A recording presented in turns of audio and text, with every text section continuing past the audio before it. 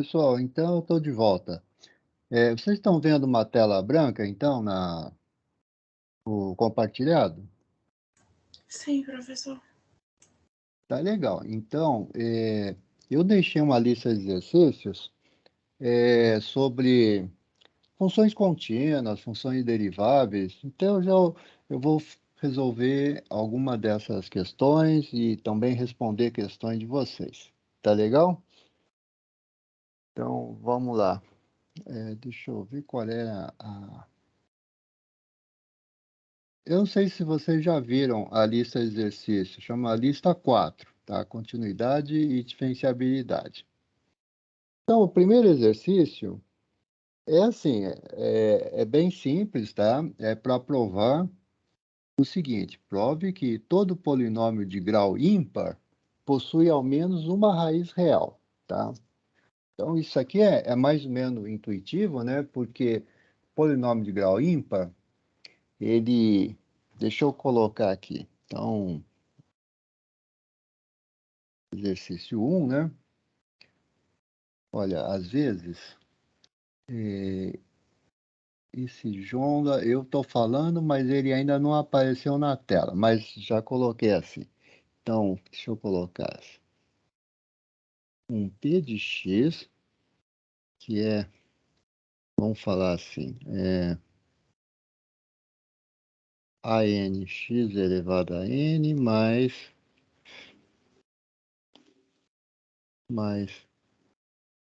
A1X mais um termo independente a zero, tá? Com N ímpar.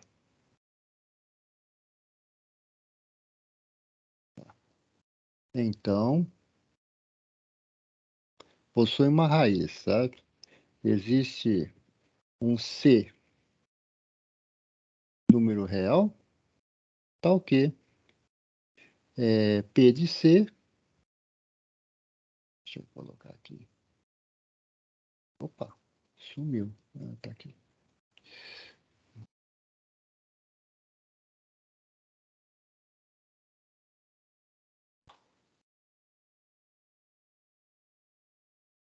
Tá certo, vamos demonstrar isso usando análise matemática, tá? Só para a gente confirmar aqui, vocês estão vendo o exercício número 1 na tela? Quer dizer, nessa tela que eu estou escrevendo. Sim, professor. Legal. Então, olha, um polinômio ANXN mais AN-1, XN-1, etc., até A1, X1 e mais A0, que é o termo independente, tá? Suponha que N é ímpar. Então, existe um C tal que o polinômio no ponto C vale zero. Ou seja, esse C é uma raiz, tá? E do ponto de vista de análise matemática, como é que você prova isso, né? Então, A, a prova seria a seguinte: você sabe que o polinômio de grau ímpar, então, quando o n, o x é positivo, o primeiro, né, o número positivo elevado a uma potência ímpar continua positivo, mas se for negativo elevar a uma potência ímpar, ele troca, ele mantém o sinal, tá? Fica negativo. Então, vamos fazer o seguinte. Então, a gente observa o seguinte. Se eu encostar aqui, ele desaparece. Deixa eu... Aqui. Beleza. Então, limite, né? P de xn vai ser mais infinito quando o x tende a infinito. Tá, deixa eu só colocar aqui. E limite de P de x dá menos infinito quando o x tende a menos infinito, tá? Então, isso aqui a gente pode fazer por definição ou simplesmente dizer que já sabemos disso, tá? Então, existe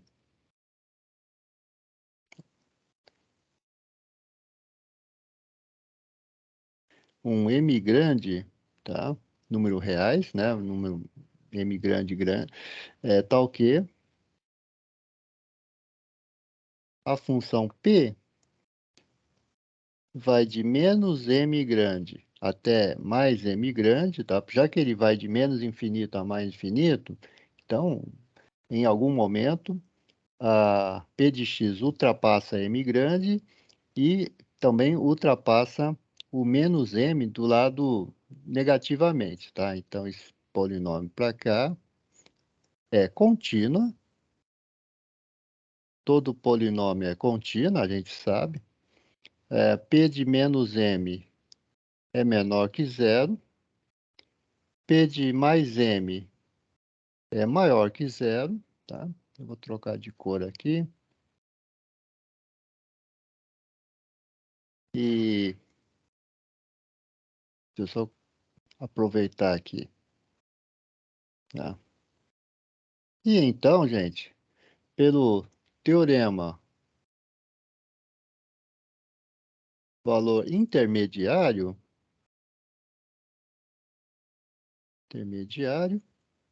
o que que eu sei? Eu sei que se uma função contínua, uma hora é negativa e depois vira positivo, é porque passa pelo zero, tá? É porque existe C, tal que P de C é igual a zero, tá certo?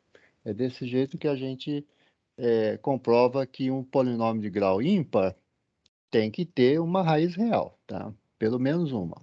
As outras podem ser complexas, pode ter mais de uma raiz, mas pelo menos uma raiz tem. Já os polinômios de grau par, em muitos casos, não possuem raízes reais, né? Legal. Gente, alguma questão, pergunta sobre essa questão? Então, vou fazer mais um aí para a gente ver aqui.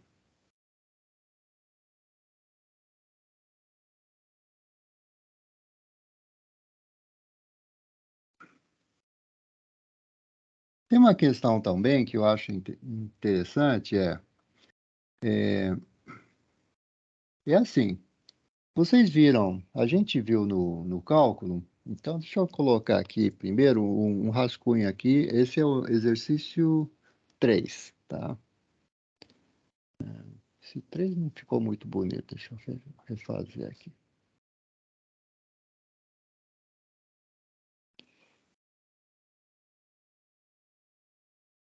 Exercício 3 diz basicamente assim, você tem limite, tá?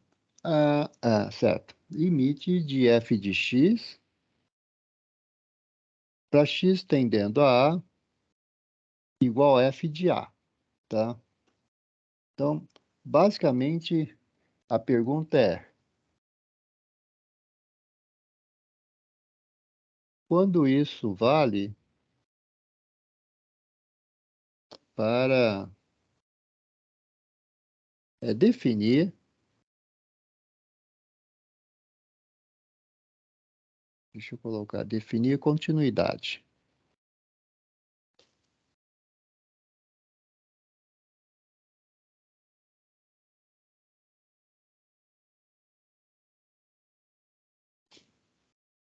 No ponto, no ponto A.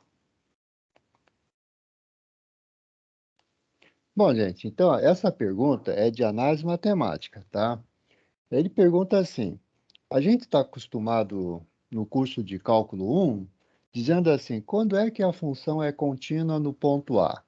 Aí o pessoal responde, olha, quando tem limite à esquerda, tá? No ponto A, possui a limite à direita, tá?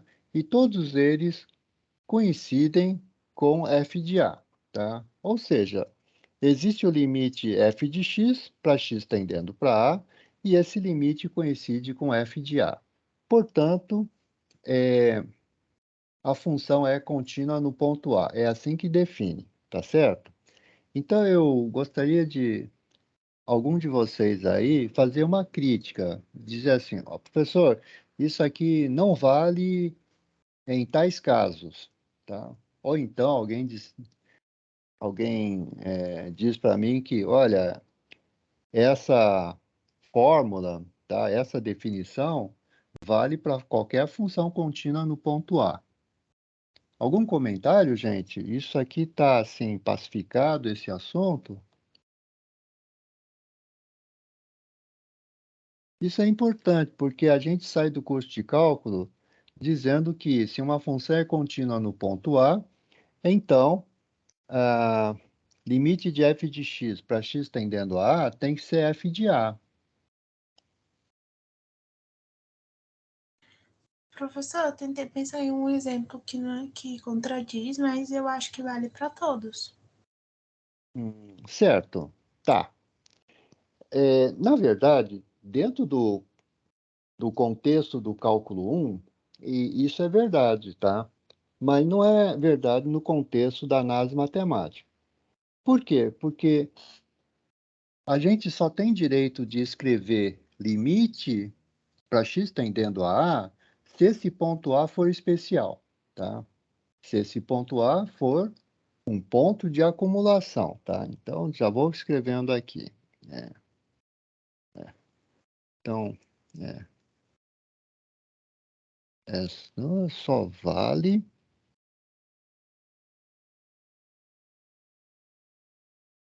limite de x tendendo para A, tá? Se A é ponto de acumulação.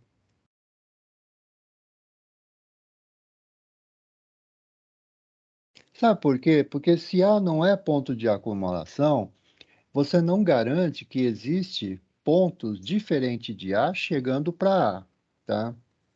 E se você não tem pontos diferentes de A chegando para A, você não tem como definir o limite, tá certo? Então, esse limite está corretíssimo, desde que o ponto A seja um ponto de acumulação. Caso contrário, você não pode fazer isso. Te dou um contra-exemplo, tá? Exemplo, né? Que é um contra-exemplo. Pega uma função f que vai do ponto 1, 2 em R, tá? Então, essa função, deixa eu só deletar aqui e escrever melhor. Essa função, o domínio só tem dois pontos,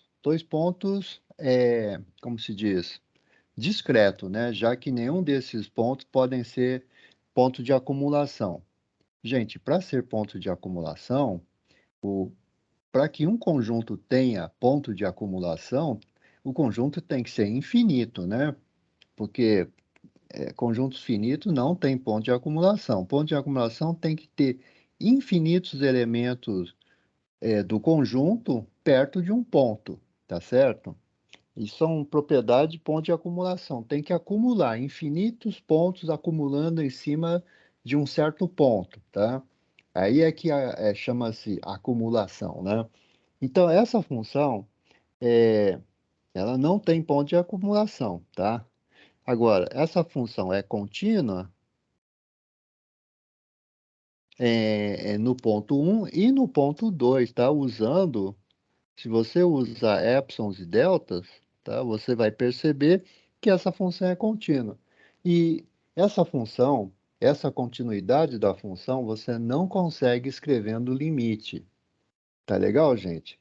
Então, funções contínuas, para fazer uma definição correta, você tem que usar épsilons e deltas, como a gente fez na sala de aula, tá? No curso, vamos falar assim, como está no livro, nos exercícios.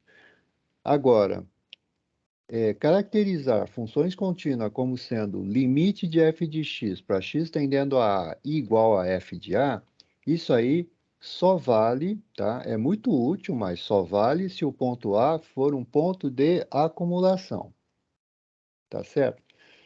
Gente, ficou legal esse exercício? Então, essa é uma diferença, tá? que a gente não observa no curso de cálculo, porque no curso de cálculo, apesar da gente saber definir continuidade usando épsilons e deltas, a gente praticamente trabalha com conjuntos abertos, tá? Com intervalos, com a reta toda.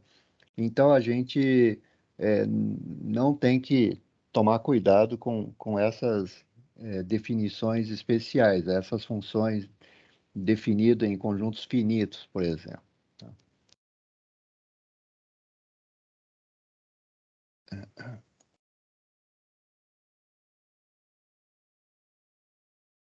Tá legal. Vamos ver um outro exercício, então. Deixa eu ver um aqui.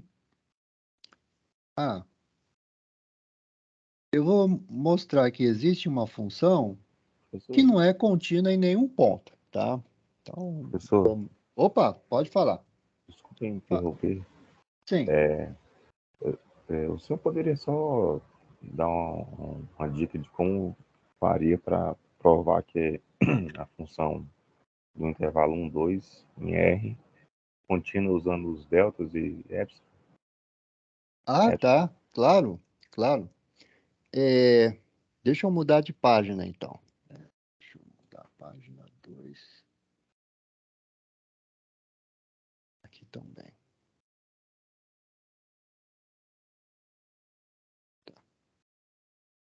Então,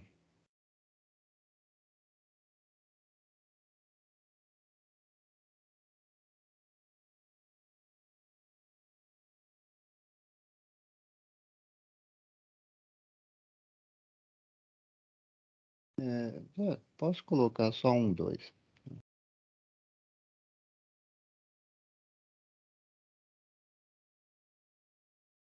Bom, como tem dois pontos, eu vou escolher um, tá? Porque eu tenho que fazer igual para cada um dos pontos, tá certo? Então, vamos escolher aí.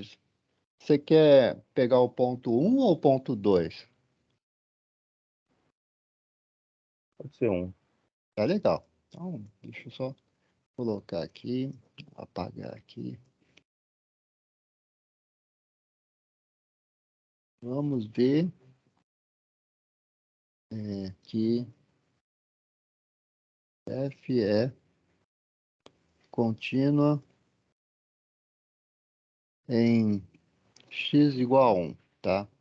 Então, você pega assim, deixa eu colocar melhor assim. Dado o epsilon positivo, tá? Qualquer que seja o epsilon, tá? O que você imaginar. Tomo, eu tenho que mostrar que existe um delta, né? Então, tomo delta igual a meio, por exemplo, tá? Tomo delta igual a meio. Logo, se zero menor que... Não, zero não. Zero não, porque isso aqui é limite. Eu estou só fazendo continuidade. Então, apagar aqui. Então, se modo de x menos 1... Puxa vida.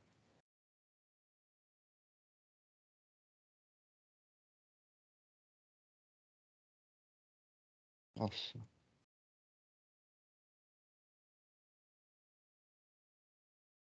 Modo de x é que se a minha mão toca na tela, esse tablet, então, x eu estou fazendo para o 1. Se modo x1 menor que meio, que é o meu delta, né? Tá? Isto é, gente, então eu pergunto, nesse conjunto, qual é o x que menos 1 tem distância menor que meio? Tá? Vou fazer uma pergunta, tá? Nesse conjunto 1, 2, qual é o x que dista de 1 a uma distância menor que meio? Só se for o 1 mesmo, né? Porque o 2 dista de 1 com uma distância igual a 1, quer dizer, não satisfaz aqui. Então, nesse caso aqui, o x, tá? Isto aí, o x tem que ser 1, tá? Não tem outra solução, concorda? Eu falo assim, se x menos 1 menor que meio, tá? O meio é o meu delta, tá? Isso aqui é delta. Então, esse x é, na verdade, igual a 1, porque não tem outro ponto que... Não tem outro ponto tal que modo de x menos 1 é menor que meio. Só se o x for 1. Então, por quê? Quando o x é 1, modo de x menos 1 dá zero. E zero é menor que meio e está tudo certo. Então, isso é x igual a 1. Logo, o que eu percebo? Eu vou ver que o f de x menos f de 1, tá? Mas o x é igual a 1, tá? A gente já pacificou isso agora há pouco. Então, isso aqui vai ser zero. E zero é menor que epsilon, tá? Para qualquer epsilon, tá? Daí, o que a gente provou? Então, provamos que, dado epsilon, tá? Dado epsilon, existe um delta que vale meio, tal que sempre que x menos 1 é menor que delta, implica que o f de x menos f de 1 é menor que epsilon. E aí provamos que f é contínua em x igual a 1.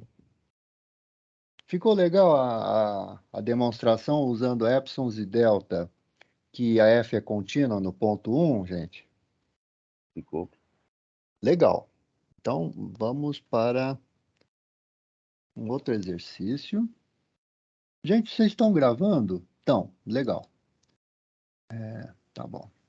Então, agora, deixa eu ver um outro exercício aqui que eu tinha comentado. Qual que seria? Ah, sim, exemplo de uma função que não é contínua nem, em nenhum ponto, tá? E legal, então vamos lá. Gente, então essa é a questão 3.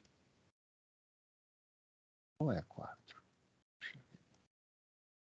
Questão 4.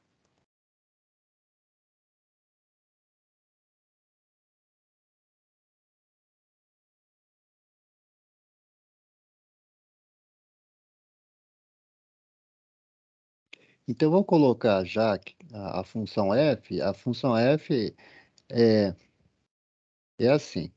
Vale zero se o x for um número racional. E vale 1 se o x for um número irracional, tá? Não pertencente aos racionais. Então, qual é a conclusão? Conclusão que f é descontínua em todos os pontos dos números reais, tá? Sabe por que esse exercício está correto? Pelo seguinte, se você dá um número real, tá? Perto desse número real sempre existem infinitos números racionais e infinitos números irracionais. Significa que, em outras palavras, né, os números reais, qualquer número real é ponto de acumulação dos racionais e ponto de acumulação dos irracionais, né? Coisa que nós sabemos por causa da densidade. Gente, densidade. Dados dois racionais quaisquer sempre tem um número real no meio, tá? Diferente das pontas, você pode dizer que sempre tem um irracional no meio. Dados dois irracionais, sempre tem um racional no meio. Então tá legal. Então agora eu vou pegar um número A qualquer, tá? Seja A um número qualquer real, tá? E suponha, por contradição, que a f é contínua em A.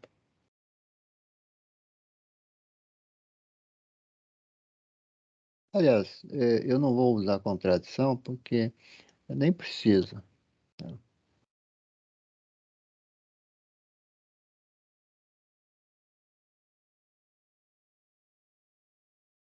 Tá legal. Não vamos fazer contradição. Então, eu vou colocar assim. Logo, deixa eu ver. Então, sejam xn uma sequência de números racionais, tá? Tais que xn converte para A. Por quê? Porque perto de um número real, qualquer, sempre tem sequências de números racionais, né, convergindo para esse número real. Por quê? Porque os racionais são densos nos números reais, tá? E também existe uma sequência yn de números irracionais, né, não pertencentes aos racionais, tais que yn também converge para A, tá?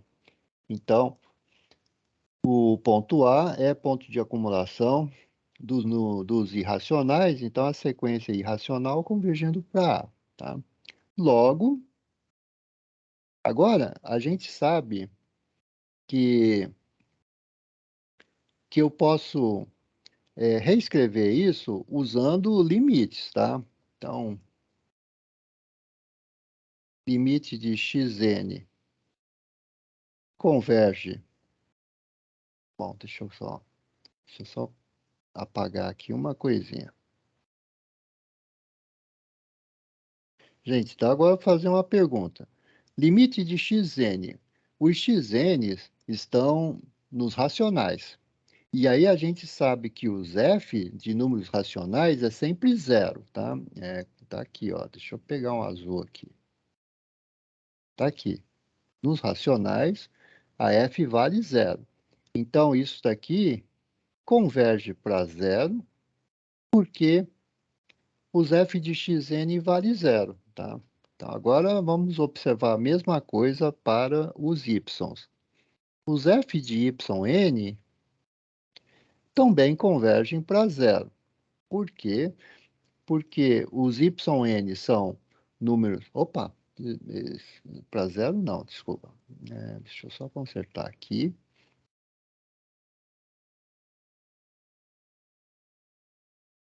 Tá? Os f de yn, por outro lado, convergem para 1. Tá? Por quê? Porque os yn são números irracionais e as f de yn sempre vale 1. Tá? Sempre vale. Portanto, a sequência constante vai para 1. Tá? Isso mostra que a função f não é limitado no... Não é contínua no ponto A. Por quê? Porque se eu pegar uma sequência indo para A, ela deveria ser f de A, mas f de A não pode ser 0 e 1 ao mesmo tempo, tá? Então, conclusão deixa eu colocar um aqui, daí, limite de f de x para x tendendo para A, não pode ser f de A, tá? Por quê? Por quê? Porque esse limite não existe, tá? Vou mudar aqui. Acho que fica mais tranquilo aqui, tá? Então, aí, eu vou colocar assim. Não existe limite de f de x para x tendendo para A, tá? O limite não existe. Olha, se o limite não existe, significa que você não pode colocar limite de f de x para x tendendo a A igual a f de A, tá? Que é a nossa questão número 1, tá certo? Você não consegue escrever que a função é contínua.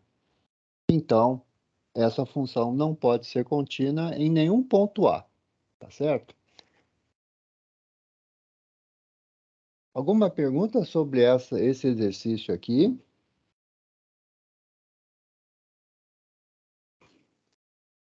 Tá legal, gente. Vocês estão acompanhando os exercícios? Tá assim, interessante. Se vocês tiverem outras questões, podemos compartilhar aqui. Tá, deixa eu ver um outro exercício legal aqui. Eu tô achando interessante, professor. Que bom. Ah, gente. Então, ó, esse aqui é super interessante, tá? Ele diz assim, é o número 5, tá? Deixa eu marcar aqui. Exercício 5. Seja uma função f que vai de 0,1 em 0,1. É super importante que o domínio seja igual ao contradomínio, tá? Isso aqui. E uma função contínua. Então, a função f possui um ponto fixo. Ponto fixo é aquele ponto que a função não consegue mexer. Porque geralmente, deixa eu só colocar assim, né? Geralmente uma função faz o quê? Pega um x e leva para um y, tá? Também que a gente escreve, né? Y igual a f de x. Ou seja, o que que uma função costuma fazer? Pega um ponto x e leva para um ponto y, tá? Mas às vezes existem pontos especiais, tá? Tipo um ponto C assim, a função pega o ponto C e não consegue levar para um lugar diferente e leva então para o próprio ponto C, tá? Esse ponto C é tão assim forte que a função pega C e leva para o próprio C. Ele não consegue pegar e levar para um número diferente, como normalmente faz, né? Pega um X e leva para um Y. Pega o número 3 e leva para 7, por exemplo, tá? Então, esses pontos que não permite que a função mude, né? Então, esses são chamados pontos fixos, tá? Ponto fixo é aquele ponto que o f de x é o próprio x, tá? Por exemplo, a função identidade é muito especial, porque todos os pontos são pontos fixos, tá?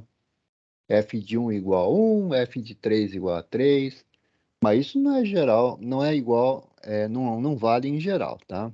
Então, eu vou apagar aqui e vou terminar de enunciar o meu exercício. Seja f de 0,1 em 0,1 contínua, então, colocar aqui, então,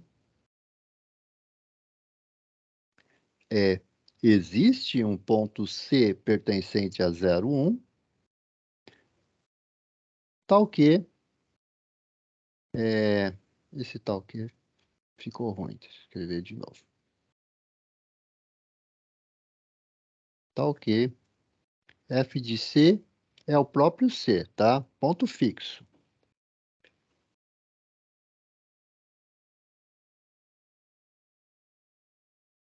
Bom, se vocês forem fazer topologia um dia, essa seria a versão do cálculo 1, a versão mais simples possível do teorema de ponto fixo de Brouwer, tá?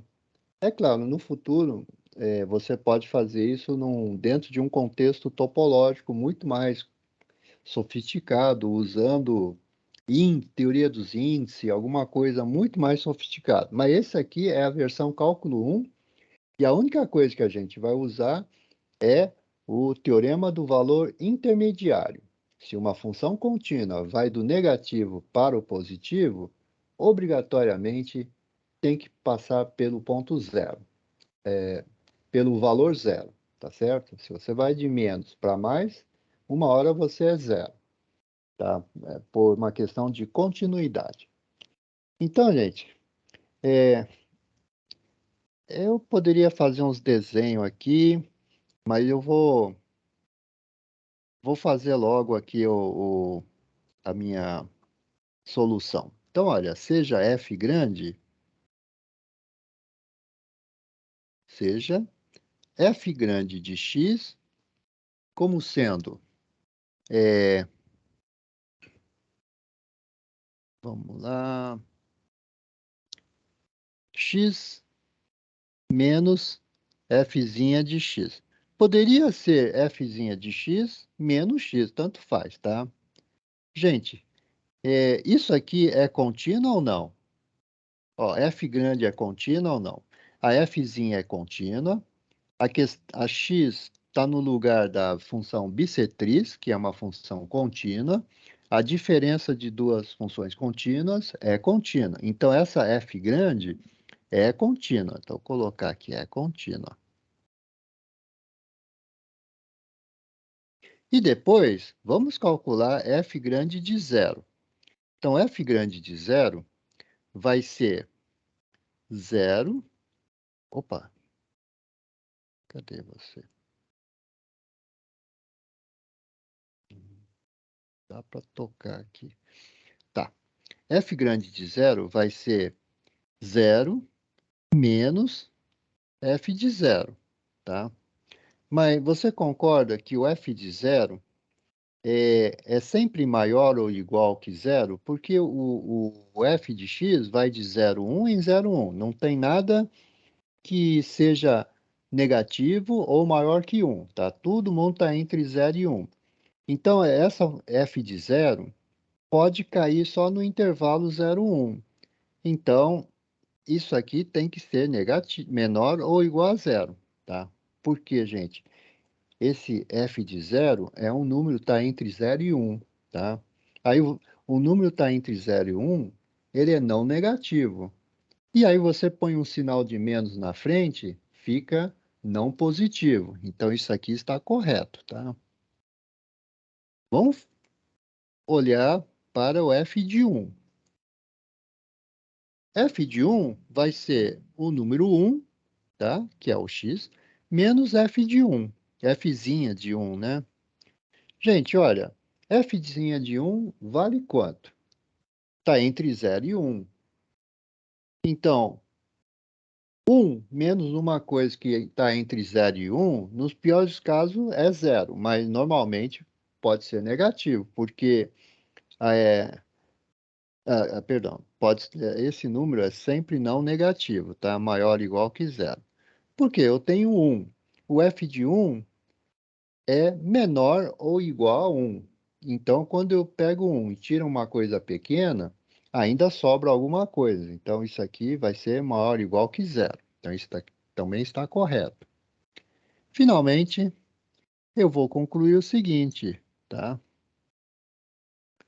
Se a f grande, que é contínua, no zero é negativo, quer dizer, no zero é não positivo, né? Menor ou igual que zero. E no ponto 1 é maior ou igual que zero, então, o que diz o teorema do valor intermediário? Em algum momento, a f grande de x tem que ser zero. Então, existe C pertencente a 0,1, tal que o f de C é, perdão, eu quis dizer que o f de C vale zero, tá? Aqui não ficou bom aqui. Esse f de C vale zero. Mas quem é f grande de C? F grande de C significa que f grande é, aqui, ó, f grande é x menos fzinha. Então, C menos fzinha de C vale zero. E, finalmente, isso significa que o fzinha de C vale C. Tá? Então, foi exatamente o que a gente queria provar aqui. Eu só tenho que chamar atenção numa coisa, que aqui eu usei teorema valor intermediário. Tá? Então, gente, toda função contínua de um intervalo 0,1 em 0,1 poderia ser o intervalo AB em AB, tá certo? Eu só fixei as ideias, né? Colocar 0,1 para ficar mais concreto. Então, funções contínuas de 0,1 em 0,1, fechado, né? Claro. Existe um número C no intervalo 0,1, tal que o f de C é justamente C. Então, esse C é um ponto fixo. Tá? E aí, como é que você prova? Você prova usando o teorema valor intermediário. você compara f de c com a bissetriz e chama isso de f grande. Aí você vai perceber que f grande uma hora é negativo e uma hora é positivo. Então, existe alguém, tá, no meio ali, onde a f grande assume o valor zero. Tá? Mas se o f grande é zero, pela sua definição, significa que naquele ponto c menos f de c vale zero. Deixa eu só mudar a página aqui, eu quero fazer uma observação sobre o que é ponto fixo.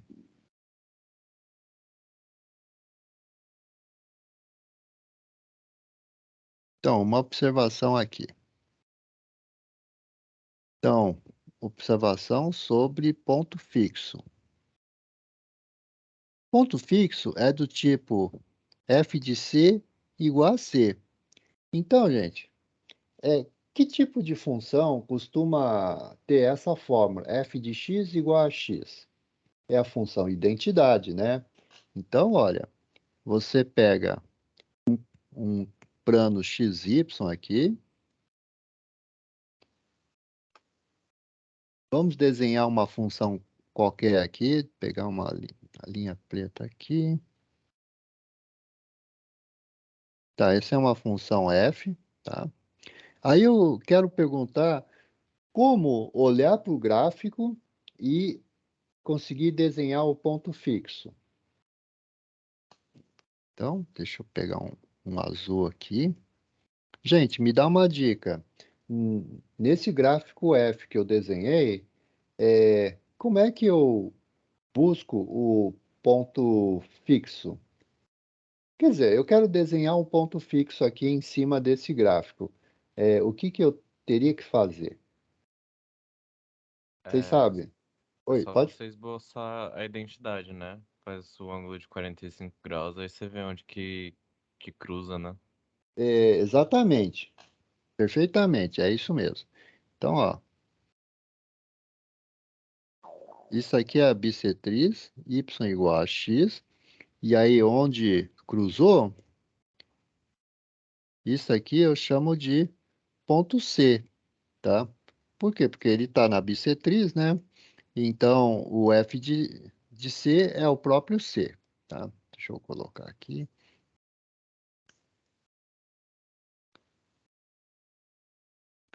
Legal? Então, é isso. Então, para eu encontrar a, esse ponto C, tá? Usando teorema de valor intermediário, eu construo o seguinte. Eu fico olhando, deixa eu pegar uma cor diferente, uma verde aqui. Eu fico olhando essa diferença aqui e essa diferença aqui. Aí você percebeu, nesse rachurado verde que eu fiz, a diferença dá zero quando, quando passa pelo ponto C, tá? Então, se eu fizer essa diferença aqui, digamos, x menos f, eu vou pegar assim, função f grande de x, é x menos fzinha de x, tá? A x é a bissetriz, então aqui bissetriz menos a f de x, então essa parte aqui é positivo, porque a bissetriz está acima da f. Antes do ponto C, a bissetriz está abaixo da F. Então, quando eu pegar a bissetriz e subtrair a F, vai dar negativo. Estão percebendo o meu desenho? Então, se eu fizesse a diferença x menos f de x, tá? Do lado direito, aquele rachurado verde, a diferença do lado direito é maior ou igual que zero. A diferença do lado esquerdo é menor ou igual que zero, porque a bissetriz está abaixo da função. E aí, no ponto do cruzamento, tá? Quando a F cruza, intercepta a bissetriz, a diferença é zero. Então, a minha função f grande, que é esse rachurado verde aqui, ele vai do menos para mais. E aí, pelo teorema valor intermediário, deve existir um ponto C que dá o valor zero, tá?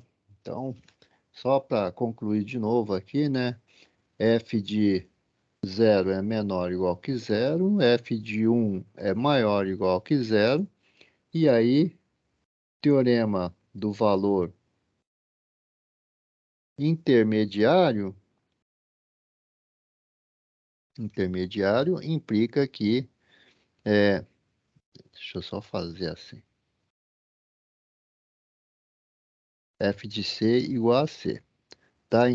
Eu repeti duas vezes porque esse exercício é exatamente aquele passatempo que eu comentei um dia aqui, tá? Que uma certa pessoa, né, faz uma caminhada subindo uma colina, sai às 7 da manhã, chega às 7 da noite, aí no dia seguinte volta, começa às 7 da manhã, começa a descer a colina e chega, digamos, lá embaixo às 7 da noite, tá? Então, você percebe que em algum momento a pessoa vai cruzar o mesmo ponto, né, a mesma altura, na mesma hora. Tá? Poxa, não é razoável. É sim. Você usa o teorema de valor intermediário. Você faz uma diferença entre subida e descida, como se a gente tivesse feito esse rachurado verde aí. Aí, uma hora, você percebe que a diferença das duas curvas é zero. É quando, então, né, o teorema de valor intermediário garante a existência daquele lugar, mesma altura, mesmo horário. Então, foi um passatempo que eu passei aí um outro dia. Legal, gente. Vamos fazer mais um exercício aqui. Eu acho que vou mudar de assunto aqui. Deixa eu pegar um exercício.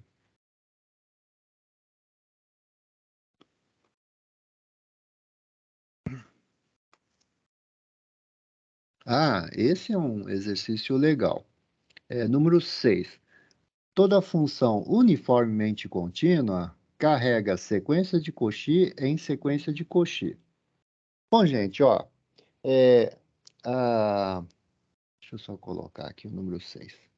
A gente já sabe que funções contínuas têm algumas coisas legais, tá? Aliás, tem muitas coisas legais. Mas, por exemplo, função contínua carrega intervalos em intervalo, transforma intervalo em intervalo, tá? A função contínua leva a um conjunto compacto num conjunto compacto. A função contínua leva a um conjunto conexo, um conjunto de um pedaço, né, um conexo, num conexo. Na verdade, os conexos dos números reais são todos intervalos, né? Então, isso é outra coisa que a gente sabe. E a sequência contínua, a função contínua também leva sequência convergente em sequência convergente, tá? Se xn converge para A, f de xn converge para f de A. Então, tudo isso nós já sabemos. Agora eu pergunto, se a função contínua leva a sequência de Cauchy em sequência de Cauchy, então isso geralmente não é verdade. Porém, se a função for uniformemente contínua é aquela função que dado epsilon, você consegue um delta independente da posição do x, tá certo? Em que ponto você está olhando. Então, essas funções uniformemente contínuas é legal, tá? Porque elas levam sequência de Cauchy em sequência de Cauchy. Então, isso aqui é um exercício legal que eu quero provar aqui. Então, né, f uniformemente contínua, tá? Leva sequência de Cauchy. Eu acho que eu vou redigir de outra maneira.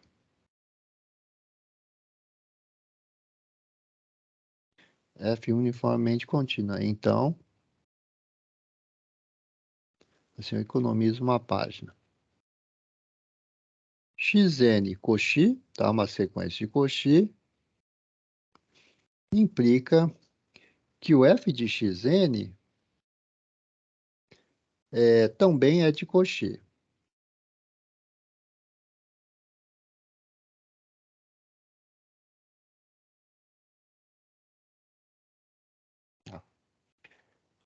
Bom, eu vou, na verdade, resolver esse problema na outra página, porque eu vou parar aqui e lembrar o que que é sequência de Cauchy e o que que é uniformemente contínua, tá?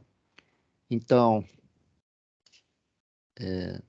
primeira coisa, só para você lembrar, continuidade uniforme diz o seguinte: para cada epsilon positivo, existe um delta, tá? Olha, esse delta só depende do epsilon, tá? Não depende do ponto x. Então, tal que então, quaisquer que seja x e y, se o x e y estiver perto, tá? Então, tá, esse delta ficou um pouquinho torto, deixa eu escrever de novo.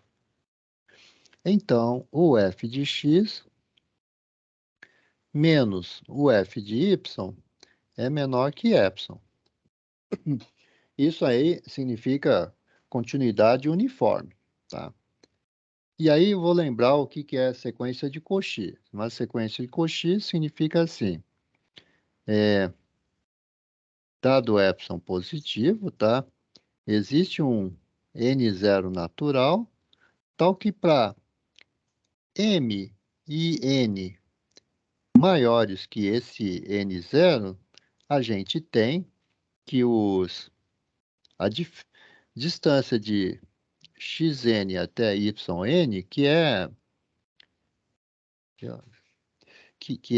o módulo, né, de xn menos yn. Tá, deixa eu colocar aqui.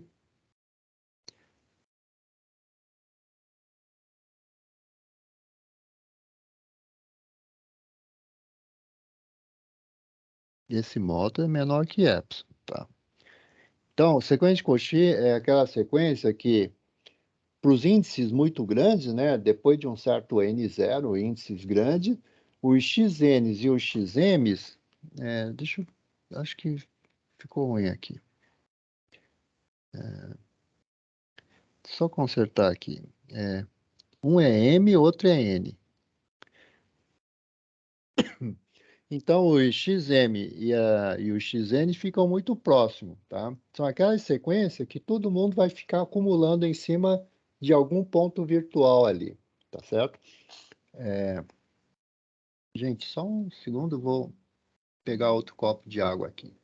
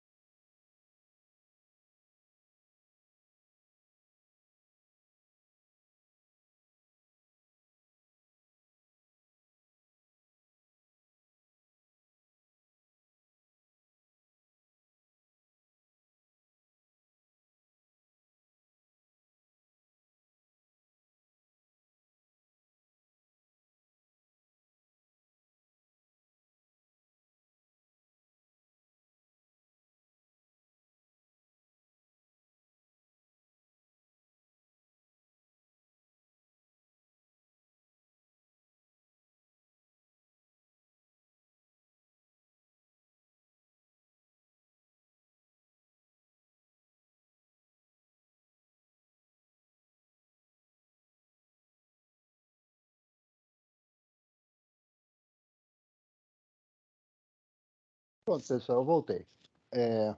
Legal. Então, deixa eu pegar aqui. Tá, eu já revisei o que seria continuidade uniforme e sequência de Cauchy. Então, agora eu vou mandar de novo aqui. Deixa eu mudar de página aqui.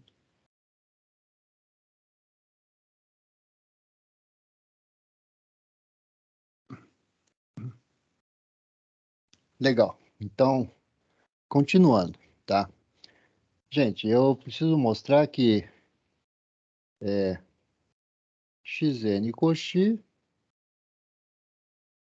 implica f de xn coxi. Bom, gente, então eu tenho que trabalhar com essas f de xn, tá? Então eu vou começar assim. Dado epsilon positivo, tá? Aí eu sei que xn é de Cauchy e a f é uniformemente contínua, tá? Então, pela continuidade uniforme, eu sei que existe delta, tá? Maior que zero, tal que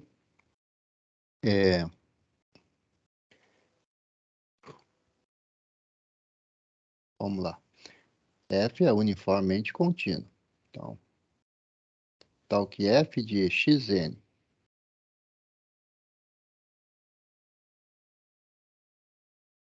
menos f de xm, tá? Isso aqui é menor que...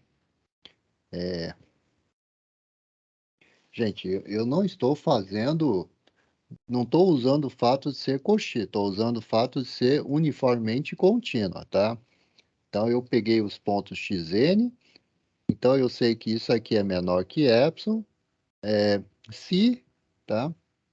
O xn menos xm menor que delta, tá? Isso aqui, então, é continuidade uniforme, tá? Bom, agora eu sei que, por outro lado, né? Para mostrar que isso aqui é sequência de Cauchy, eu teria que dizer que o xm e o xn tem que ser suficientemente grande. Então, por outro lado, tá? Por outro lado, dado o delta acima, tá? Esse delta que eu acabei de descobrir, né?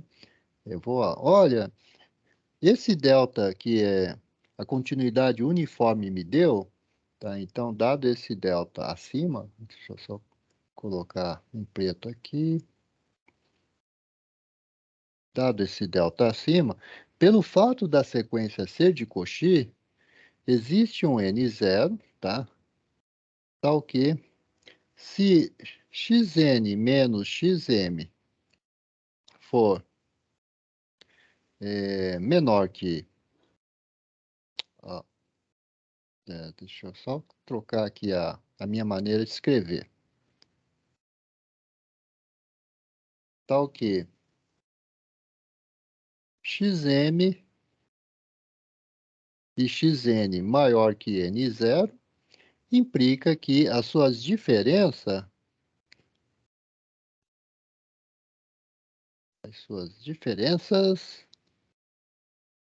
é menor que delta. Gente, olha, geralmente, né, convergente de sequência, a gente dá um epsilon e encontra um n0. Só que aqui, esse epsilon é aquele delta que eu peguei lá em cima, tá? Eu só troquei de letra. Continua a mesmo raciocínio. Então, dado um delta, tá? Existe um n0, tal que xn, xm maior que n0, implica que a diferença xn menos xm é menor que delta, tá certo? Isso aqui é a sequência de Cauchy, tá? Então, finalmente, o que que eu mostrei? Eu mostrei que para esse n0 grandão, tá? Eu tenho que o f de xn menos fxm é menor que epsilon. Portanto, a sequência f de xn é a sequência de Cauchy. Deixa eu só passar limpo aqui. Então, vou colocar aqui, portanto,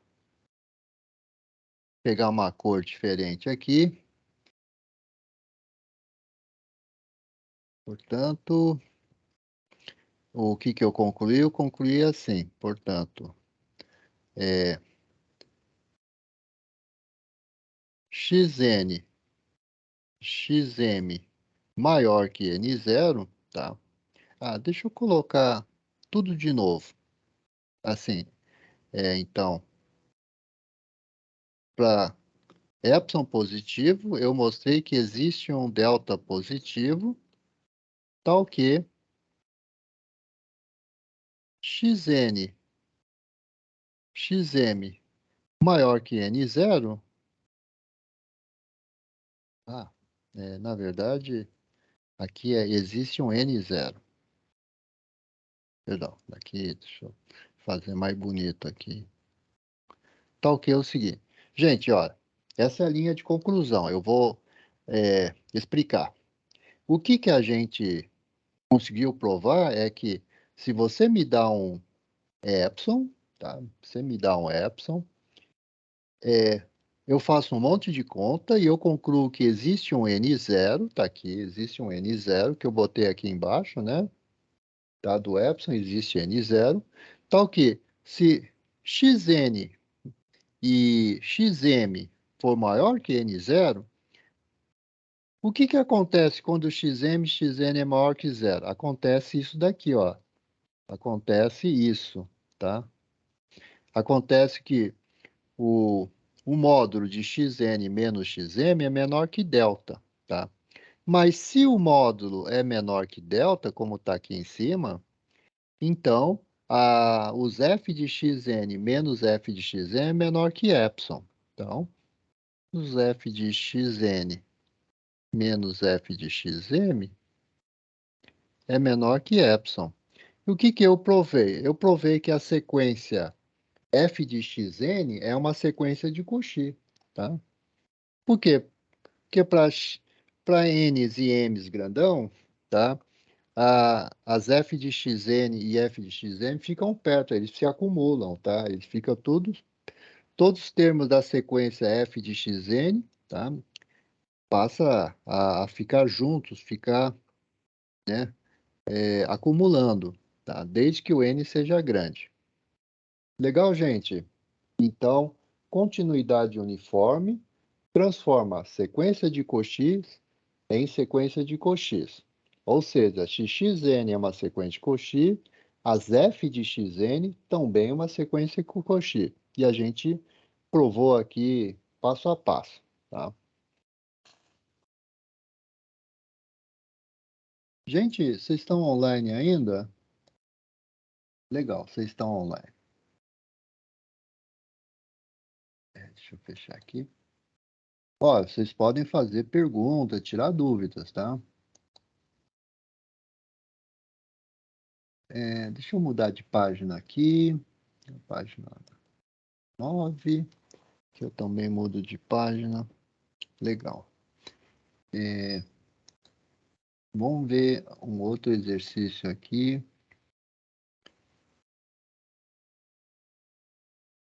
Exercício 7, que é a extensão contínua. Acho que isso aqui a gente pode tirar dúvida numa outra aula, que é um pouquinho mais sofisticado.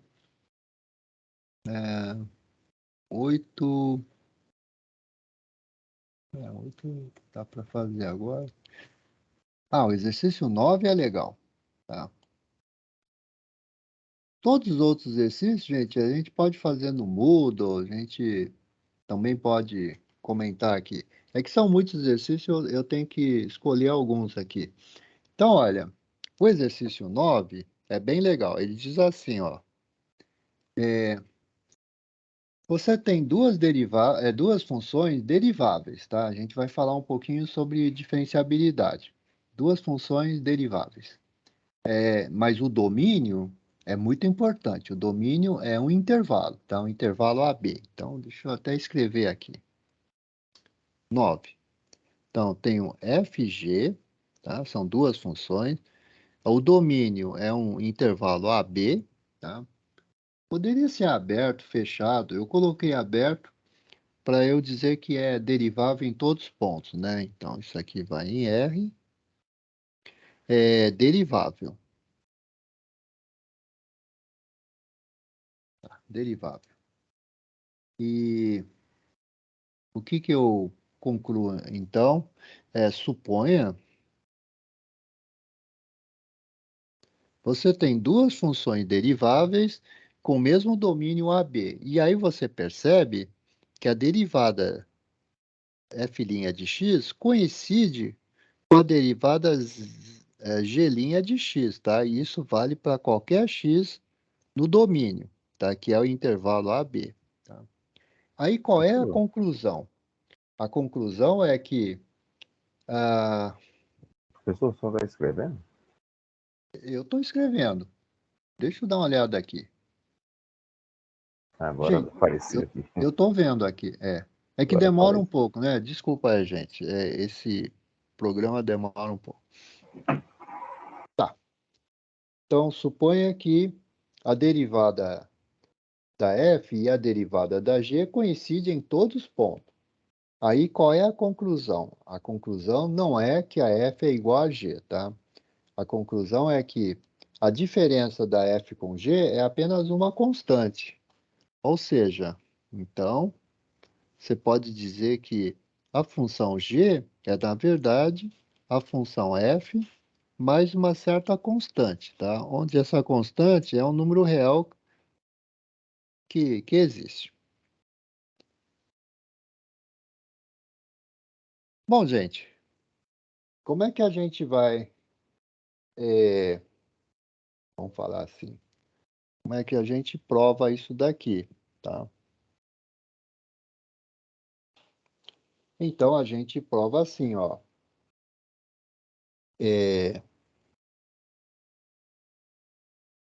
Você pode pegar uma função f grande, tá?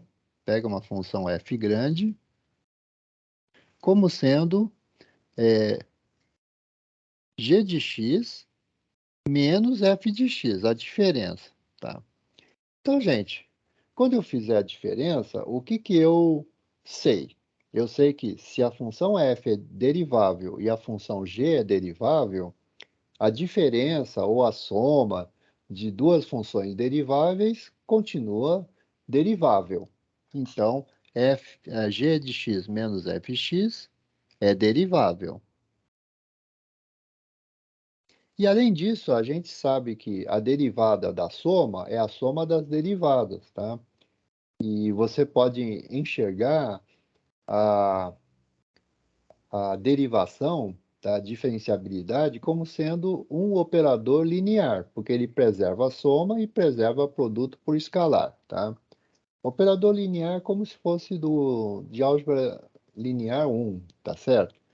Bom, mas esse não é o caso. Só mostrei que se a f é g menos fzinha, então a f grande também é derivável, tá? Então, I vale f' de x, que é g' de x menos f' de x, tá? Olha, mas as derivadas coincidem, então essa diferença tem que ser zero, tá? Bom, gente, agora eu sei que essa função f grande tem derivada zero em todos os pontos do meu intervalo aberto. Então, o que que a gente aprendeu do teorema de valor médio de Lagrange, tá? Quando a derivada de uma função é sempre nula. Alguém me dá uma dica aí?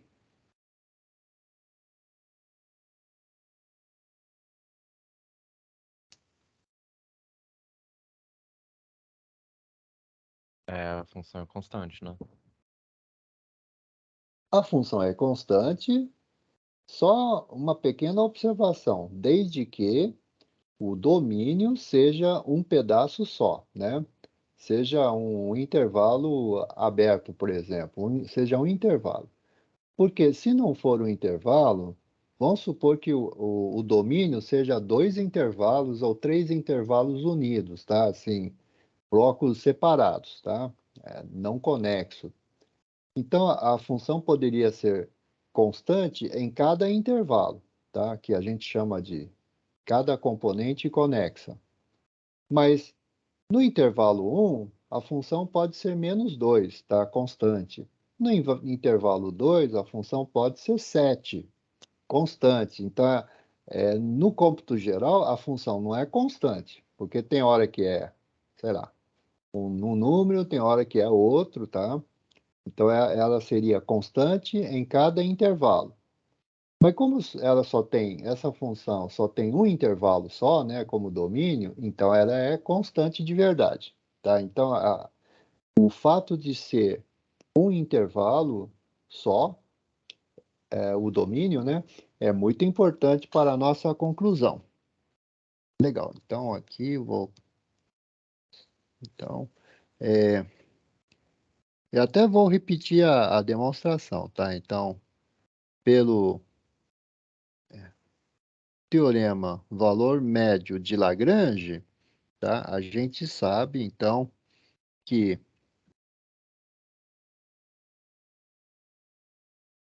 deixa eu pegar o F grande aqui, que é a letra que eu estou usando. Então, F grande de x menos F grande de y, tá? É igual, tá?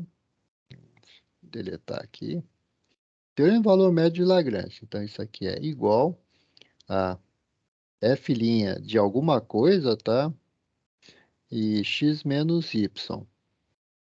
Mas essa alguma coisa, que é a derivada da F, né? Vale zero. A gente acabou de ver lá em cima. Então, isso está dizendo que não importa quem é o x, quem é o y, tá?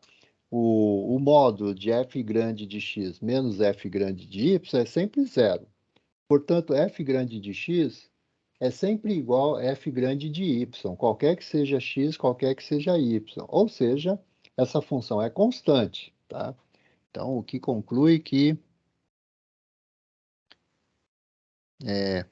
f grande de x é identicamente um certo constante, tá? E se a f grande f grande é a diferença de g com f, dá sempre uma constante, é porque, né, g de x é justamente o f de x mais esse constante, tá? E aí a gente provou esse teorema aqui, ou essa observação, usando o teorema do valor médio de Lagrange. Gente, ficou legal esse exercício também? Legal. Então vamos lá, tá? Se vocês não tiverem pergunta, vou fazer mais um exercício que é sobre derivadas positivas.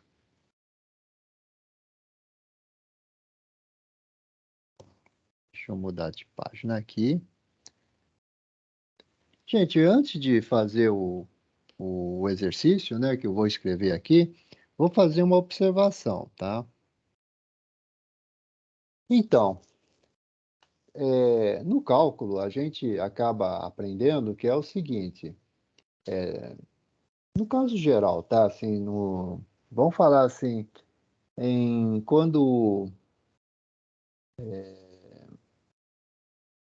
no caso mais otimista, tá? Se você tem a derivada da função num certo ponto for estritamente positivo, tá? Derivada da função é estritamente positivo. Então, vou colocar aqui f' no ponto C é maior que zero. Aí, o que você pode falar da função f de x perto do ponto C? Tá? Alguém faz um comentário aí?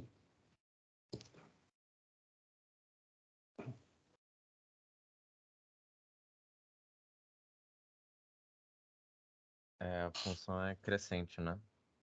Então, deixa eu colocar aqui. F crescente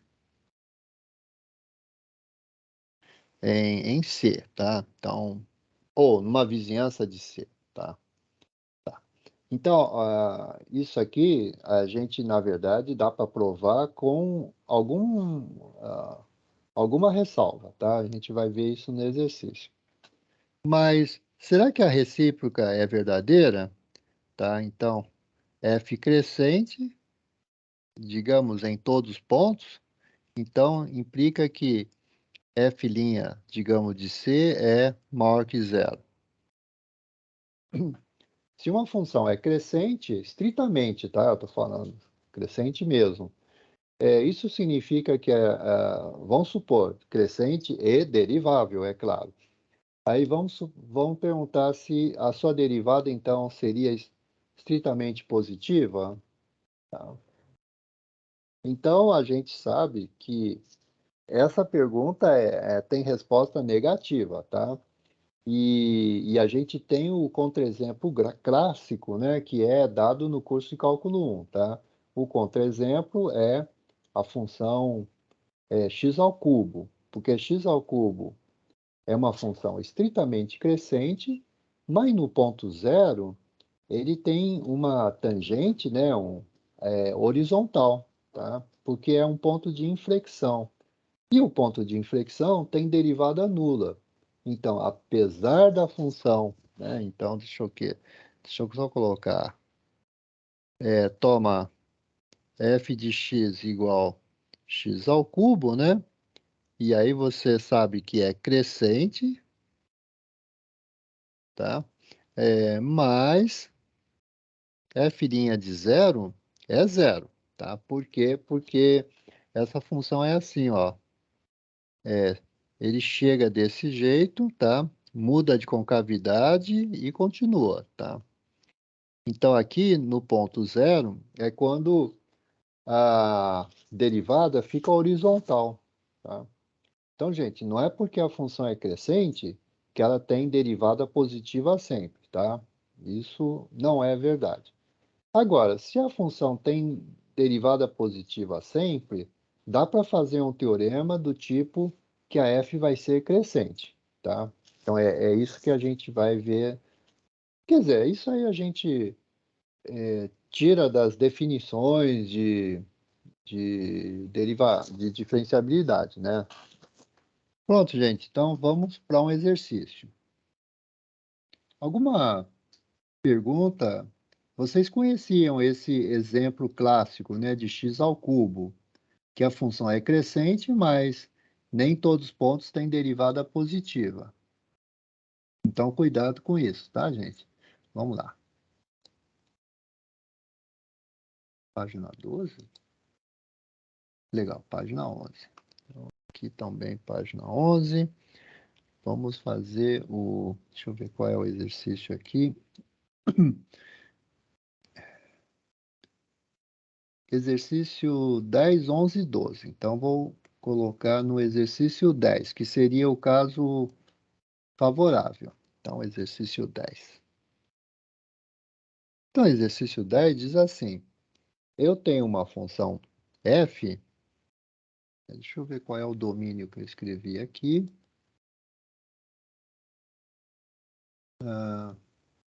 Domínio é um intervalo AB, legal. Então, gente, ó, esse exercício é assim: uma função f definido no intervalo AB em R, tá? Uma função derivável, tá? E f' de x é estritamente maior que zero para todo x no domínio, tá? Gente, ó, tá dizendo que o f de x é estritamente positivo para todo x do domínio, tá? Então, o que a gente conclui? Então, f de x é sem o x, mas só f. Então, a f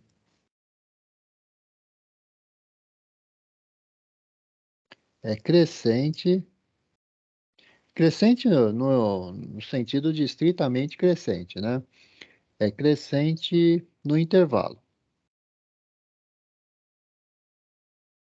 Então, gente, se uma função tem derivada positiva em todos os pontos do seu domínio, então ela é crescente no domínio, tá?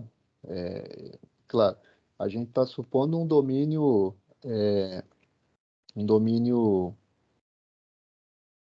conexo, né? Um intervalo só. Porque se o domínio for dividido em dois intervalos, aí pode não dar certo, né? Porque, deixa eu fazer um desenho aqui, depois eu vou apagar, tá? Aí, digamos que o domínio tem um intervalo aqui e um intervalo aqui. Aí a função é crescente aqui e também crescente aqui, tá? Então, tem derivada positiva em todos os pontos aí, mas a função não é crescente, porque nesse intervalo A ela tem valores grandes e no intervalo B tem valores menores. Ela decresceu, na verdade. Tá certo? Então, esse lance do domínio é muito importante, tá? Esses teoremas legais que a gente está fazendo, o exercício, é sempre o domínio é um pedaço só, é um intervalo, tá? Eu vou deletar isso aqui.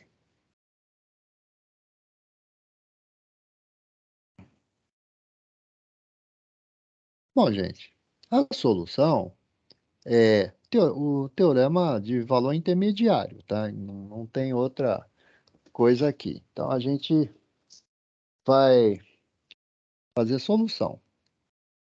Para mostrar que uma função é crescente ou decrescente, você tem que pegar um x menor que y. Para mostrar que é crescente, você pega x menor que y, então solução seja x menor que y, tá? E vamos provar que o f de x é menor que f de y, tá? Então, seja x menor que y. Eu vou usar o teorema valor intermediário, tá?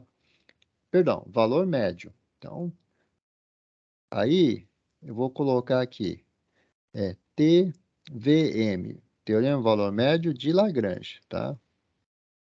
Então, o teorema valor médio de Lagrange vai dizer o seguinte, deixa eu escrever melhor aqui, que o f de x, vou colocar f de y menos f de x, tá? Vai ser f' de qualquer coisa aqui, alguma coisa aqui no meio, y menos x. Bom, eu estou tomando x menor que y, tá? Por quê? Porque eu quero mostrar que é crescente. Como eu acabei de falar, né? Tomo x menor que y, tá? E eu quero provar que o f de x é menor que f de y.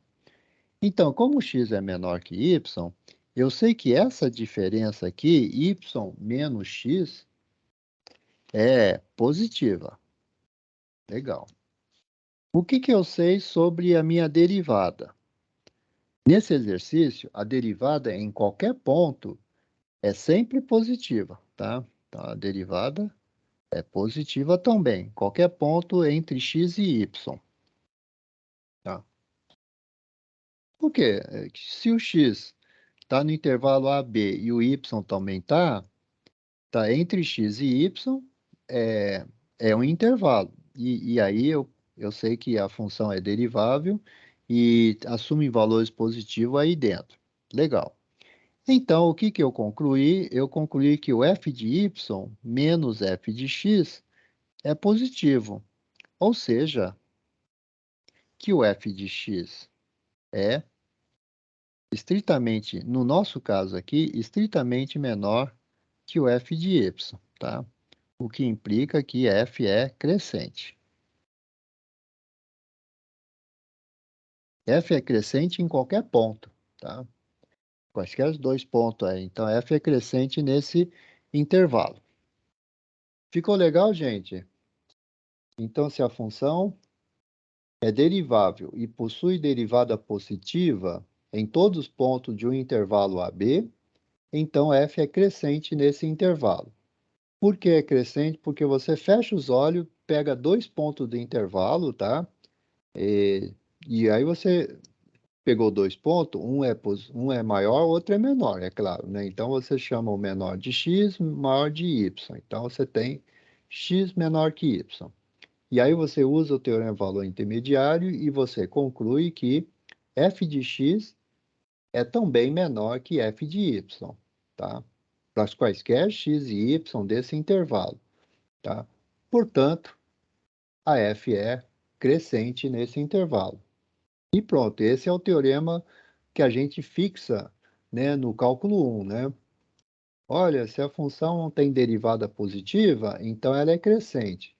Então, é só para lembrar que quando eu falo a função tem derivada positiva, então é crescente, significa que a função tem derivada positiva no domínio todo, tá? Então, essa é a observação. Tem que ser no domínio todo. Por quê? Porque, do contrário, como diz na gíria, pode dar ruim, né? Que é o exercício 11. Tá? Gente, alguma observação desse exercício? Legal, então a gente vai para 11. Exercício 11. Deixa eu mudar de página aqui. Então, o exercício 11 diz o seguinte, deixa eu dar uma lida aqui. Exercício 11. Suponha que... esse ainda é o caso positivo. Suponha que a minha função é de classe C1, tá? Então, a f de AB em R é classe C1, tá? E f' de C... Opa, deixa eu escrever melhor aqui.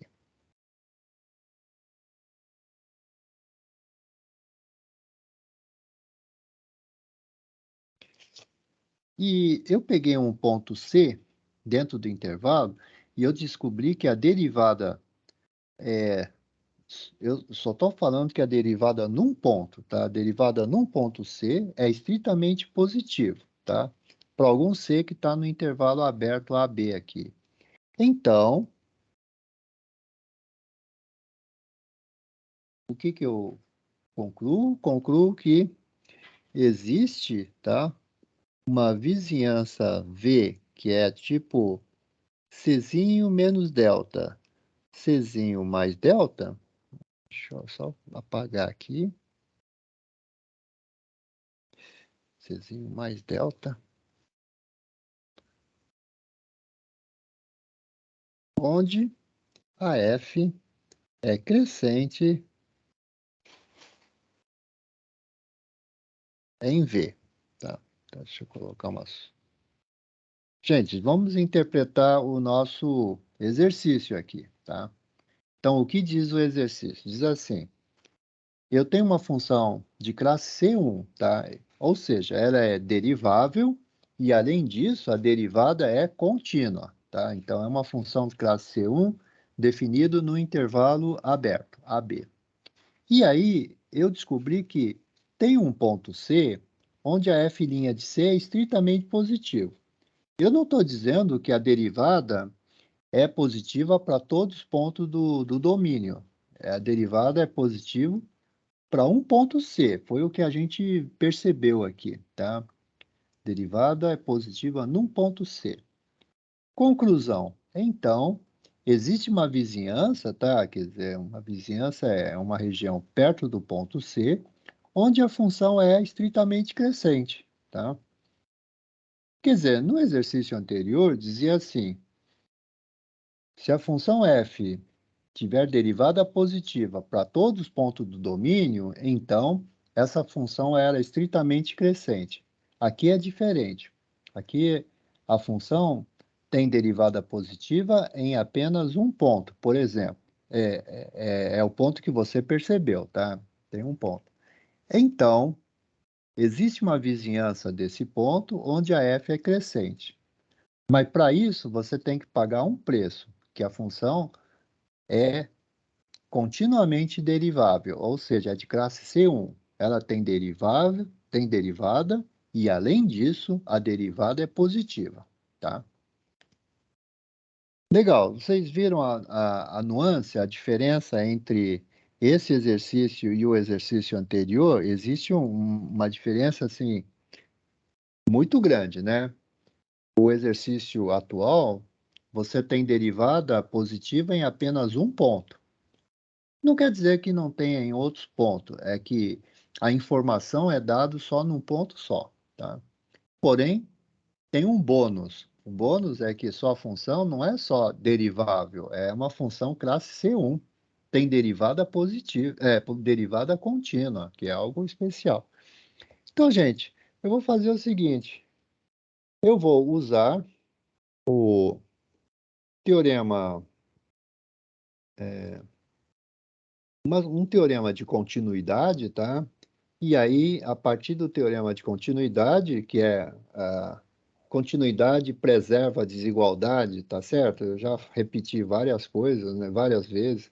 Limite conserva a desigualdade. Como continuidade, nesse caso, pode ser dado através de um limite, então a continuidade também preserva a desigualdade, tá? E aí a gente vai usar o teorema, como se diz? O teorema anterior, o exercício 10. Pronto, gente? Podemos continuar? Tá. Então, é o seguinte. Como... cadê o... Tá aqui. Pegar um cor azul aqui. Como f' é contínua, olha, f' é contínua porque a função é classe C1, tá? E f' de C é maior que zero, então existe delta positivo, tal que f' de C continua estritamente positivo, tá? Deixa eu só colocar um X aqui.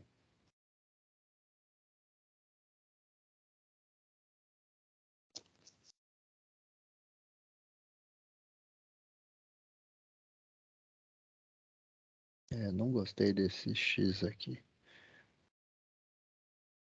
Vou escrever de novo. Nossa.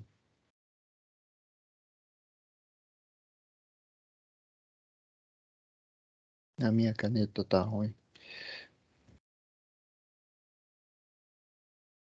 Pronto. Então, que f' de x vai ser maior que zero para todo x pertencente ao intervalo c menos delta, c mais delta, né? Que, por sinal, está contido em AB, tá? Porque é uma pequena vizinhança, já que C está dentro de AB, C é um conjunto aberto, tal, a gente consegue enfiar um C menos delta, C mais delta dentro, tá? Tá legal. O que que eu fiz? Eu olhei aqui, ó, eu tinha o ponto C, daí eu sei que a f' de C está aqui em cima, nesse pontinho aqui, mas a função f', a f', ela é contínua, tá? Então, ela deve ter todo um pedaço acima do eixo x, tá? Então, isso aqui é a f'. Se a f' é contínua num ponto, né, e está acima do eixo x, tem uma vizinhança tudinha em cima do eixo x, tá? Então, que tá aqui, ó. Legal, gente? Uma função contínua que é positiva num ponto, ela é positiva numa vizinhança do ponto, tá? A gente tinha visto isso como, se não é um corolário, é um teorema das notas de aula, tá? Então, eu usei isso aqui. Olha, o que eu acabei de provar é que a f' é contínua no intervalo, tá? E vamos observar diferente. O que eu mostrei é que a f', a f, tá? Original, a função f original, definido nesse intervalinho c menos delta, c mais delta, é derivável, né? Porque é derivável em todos os pontos. E, além disso, a sua derivada é estritamente positiva, tá? Então, pelo exercício 10 acima, tá? Pelo exercício 10, tá? Ah, já que a f' é positiva em todos os pontos da minha vizinhança C menos delta, C mais delta, tá?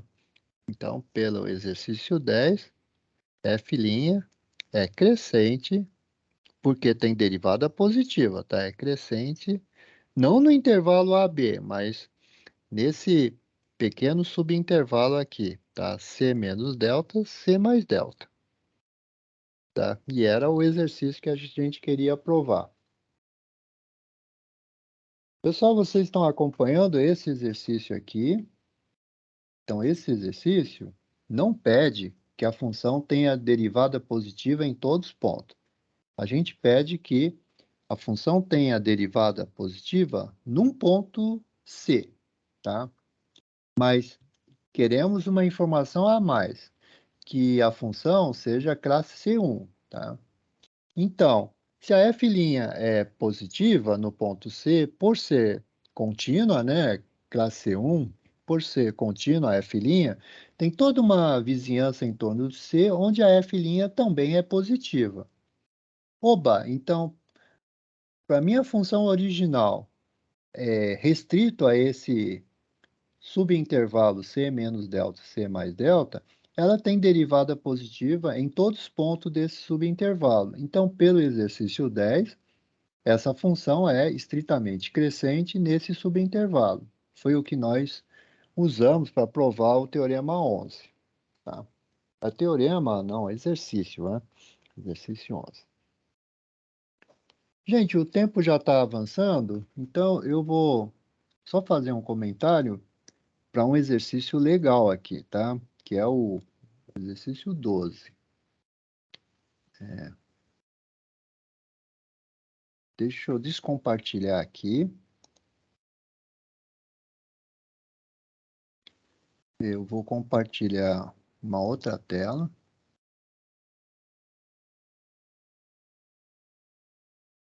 Legal, deixa eu compartilhar aqui. Vou fechar isso.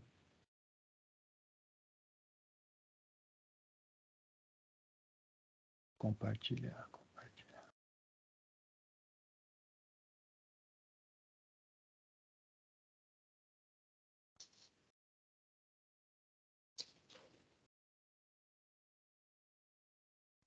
Pessoal, vocês estão vendo o meu novo PDF compartilhado? Está escrito análise 1, exercícios 4, tá?